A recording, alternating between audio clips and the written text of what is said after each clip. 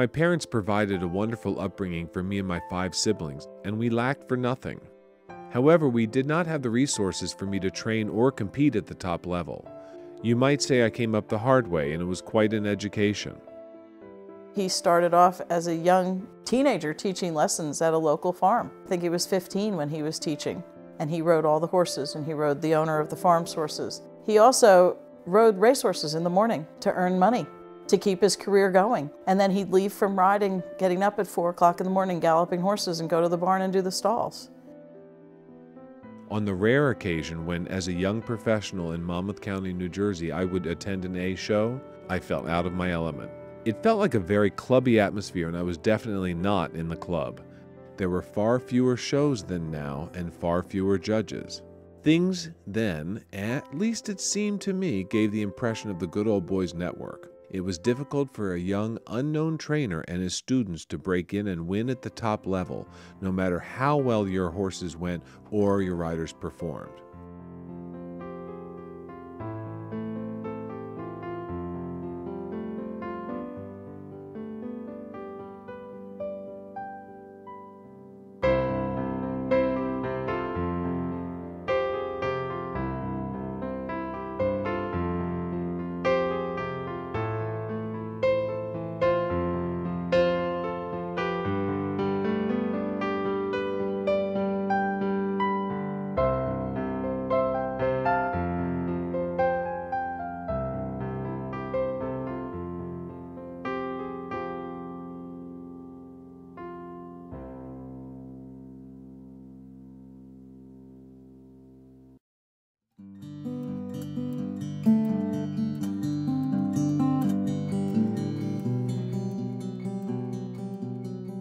I remember meeting Leo when I was 10 years old. It was probably 1978. He just had this presence about him, and the way he spoke to his students was always in a very positive manner. And I had turned to my mom and I had asked her to find out who was that guy and could I go take a lesson from him.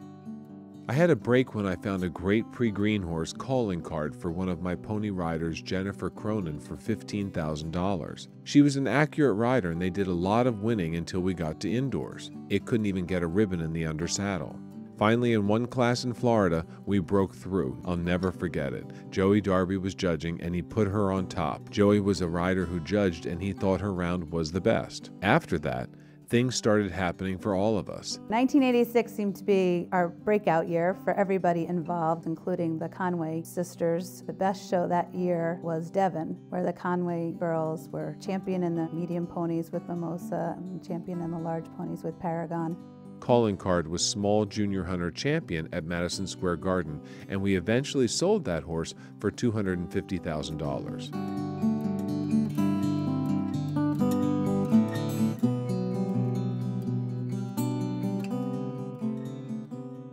As a horseman, I recognize that every time I sit in the judge's box, I'm being judged by my friends, colleagues, and fellow horsemen. But I used to tell myself that if I ever became a judge, my results would always be fair, and I would never let anything, not friendships, business deals, or intimidation, affect my objectivity.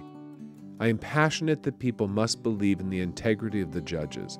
That doesn't mean that they must agree with us all the time, but in order for the sport to continue, participants must be confident that they are getting a competent, fair, and objective opinion. The only things that factor into my decisions are the animal or the rider and their performance in that class and where their round belongs in the final result. All of us who judge strive to be honest, straightforward, and unbiased.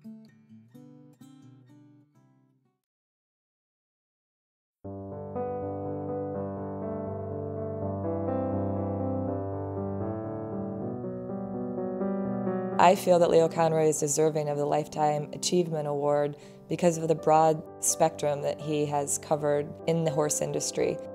I really feel like Leo's contribution started with being a trainer and a rider and having a lot to offer to young kids, and a lot of those young kids stay in touch with him to this day. And then he did a lot of judging and ultimately ended up becoming very involved with the USCF, the USHJA, some very powerful committees, and got very involved with the National Horse Show. I think that that just shows somebody's commitment to the sport and the industry.